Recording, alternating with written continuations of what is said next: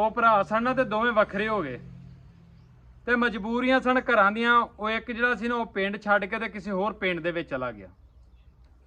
वाह साल गुजर गए तो निक्का भरा जिहड़ा ना एक दिन मूँह सिर लवेटिया ते लवेट के अपने उस भरा दे कोल चला गया।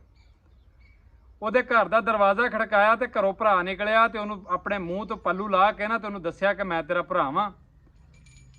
तो उन्होंने आंदा मैं घरों बड़ा मजबूर हाँ, करजे वाले सिर ते ने, करजे वाले बड़ा तंग करते हैं, औलाद जवान है, मैनू 1 लाख रुपये की लोड़ है, मैं फलाने बंदे का देना, मेरा जीना मुश्किल कर दिता उन्हें, तो मेरा सरदा नहीं, तू मैनू लाख रुपया दे।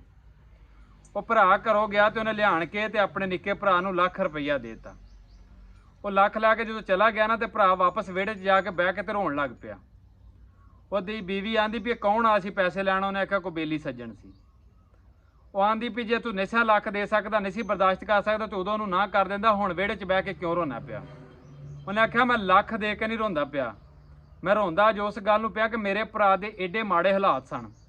मेरा भरा रुपये रुपये तो तंग सी, करजे वालिआं दा जीना मुश्किल कीता सी ते मैं अपने भरा दे हालात ही नहीं चैक कर सकिया। मेरे को अज इन्नी फुरसत भी नहीं रही कि मैनू पता ही नहीं मेरा भरा तंग है। अज इस तरह कई भरा ने कि अल्लाह ने बड़ी उन्होंने अल्लाह की खैर की, लेकिन उन्होंने अपने भरावां का नहीं पता। अपने भरावां वास्ते करया करो कुछ, तो अपने भरावां लई जिया करो।